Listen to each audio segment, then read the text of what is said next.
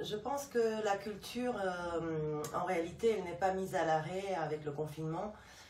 Ce qui est mis à l'arrêt, c'est la transmission de la culture et la manière dont on va, en tant que public, recevoir un produit culturel. Mais pendant le confinement, je trouve que les artistes, une partie des artistes, ont été encore plus créatifs. Et justement, le numérique a joué un rôle très important puisque le numérique a permis de faire ce relais entre celui qui crée et ceux qui vont recevoir le produit artistique.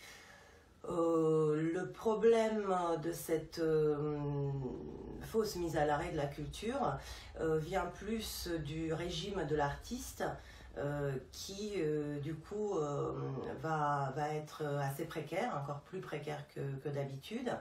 Et aussi il y a une question de la précarité ontologique de qu'est-ce que c'est qu'un artiste. En fait, il y a des types d'art qui vont se faire dans la solitude, donc le processus créatif et tout ce cheminement jusqu'à ce qu'on ait un produit artistique, la solitude, elle est nécessaire. Et même dans la réception du public, il y a une certaine solitude. Quand on regarde un tableau, c'est une expérience individuelle. Après, il y a d'autres formes d'art, d'autres langages artistiques, comme le théâtre, ce qui me touche le plus, vu que je suis comédienne et metteur en scène, où qu'est-ce qu'on est en dehors d'un public. Voilà. Et puis le théâtre, c'est quand même l'art où la transmission doit se faire en live, en direct. Un spectacle enregistré ne va pas avoir la même qualité, surtout de réception qu'un spectacle qu'on va jouer et goûter en live. Après, moi je pense que les artistes qui ont trouvé des formes nouvelles, imposées par ce confinement, ils ont fait des choses très très intéressantes où ils ont intégré cette contrainte à leur acte créateur.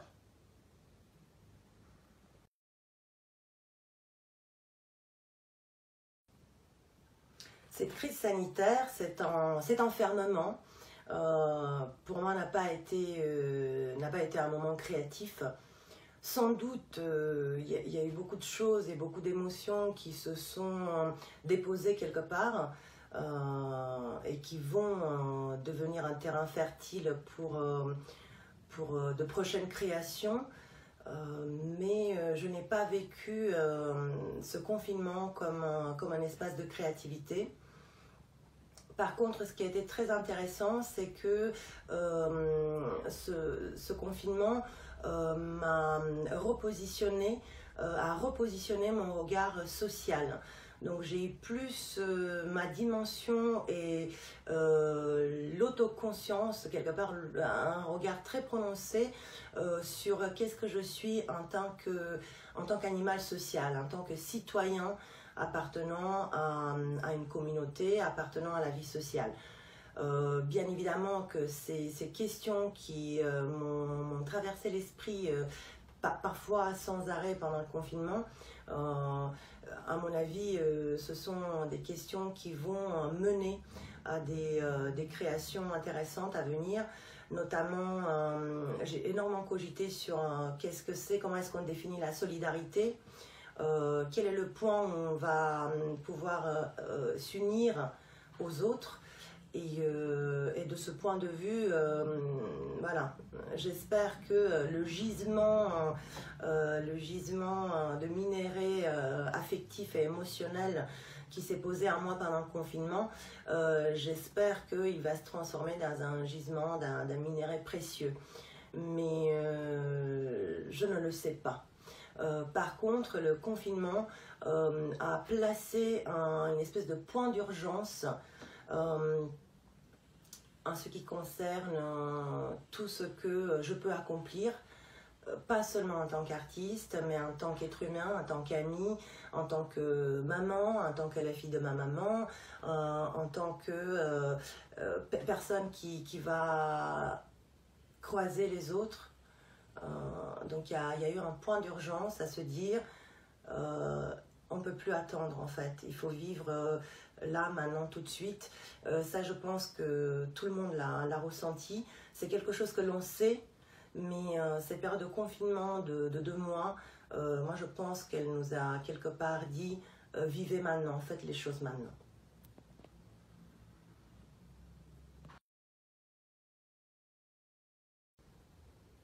Pour les artistes, la dimension économique de la vie est souvent quelque chose de compliqué. La crise sanitaire n'est pas là pour rendre la situation meilleure, bien évidemment. Moi j'ai le statut d'intermittent, donc c'est un régime qui permet aux artistes et techniciens du spectacle, qu'on ne doit pas oublier, d'être quand même payés, même en période de non-travail, voilà, qu'il y ait une crise sanitaire ou pas. Après, je pense que ce qui est plus dur va venir en fait. Pour l'instant, nous sommes quelque part protégés d'une manière très, très bizarre, on va dire, tout du moins en France.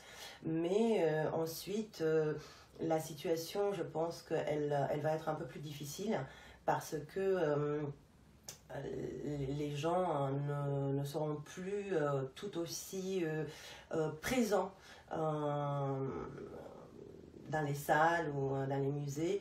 Je pense que c'est une période difficile à traverser et que, bon, après je suis quelqu'un d'optimiste, donc voilà, j'espère que les bonnes choses vont arriver.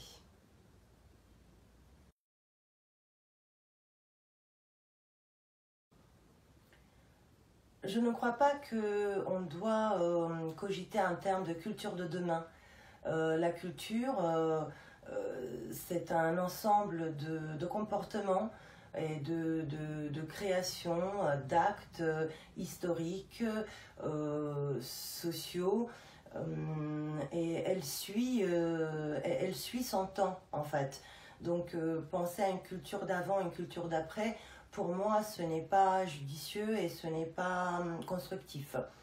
Pour moi, la question serait plutôt, et c'est une question qui était évidente même avant la crise sanitaire, comment est-ce que on fait un mélange, un mélange fluide entre des techniques classiques, on va dire, et des techniques nouvelles. Parce qu'on n'est pas sans remarquer que depuis des années déjà, l'art numérique est de plus en plus présent dans les créations, quelles qu'elles soient, ou on peut parler même d'art numérique en soi, donc des produits qui proposent un genre nouveau, qui est des produits qui sont dérivés des pratiques, on va dire, classiques, mais qui proposent un produit nouveau.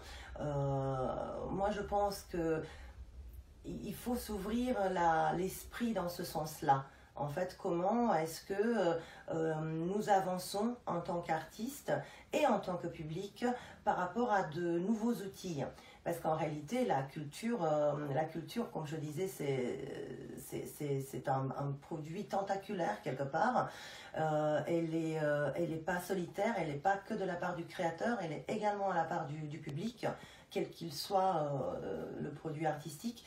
Et le créateur, l'esprit du créateur, il reste le même du point de vue du besoin de créer. Ensuite, on aura toujours besoin des salles de concert, des salles de théâtre, tout simplement parce que les gens ont ce besoin d'être ensemble. Nous nous sommes rendus compte, et cette fois-ci d'une manière presque vitale, à quel point nous avons besoin de l'autre, du regard de l'autre, du toucher de l'autre. Donc je ne pense pas que... je ne crois pas en fait dans cette espèce de gouffre qu'on essaye de nommer une culture d'avant et une culture d'après la crise sanitaire. Je crois qu'il y a des gens qui créent, Il y en a d'autres dont le bonheur est de regarder et de recevoir le produit artistique et qu'ensemble, en fait, on doit intégrer les nouveaux outils. Et un des outils, c'est un outil douloureux également, qui est cette crise sanitaire qui a mis un confinement à moitié de la planète. Voilà, c'est ça.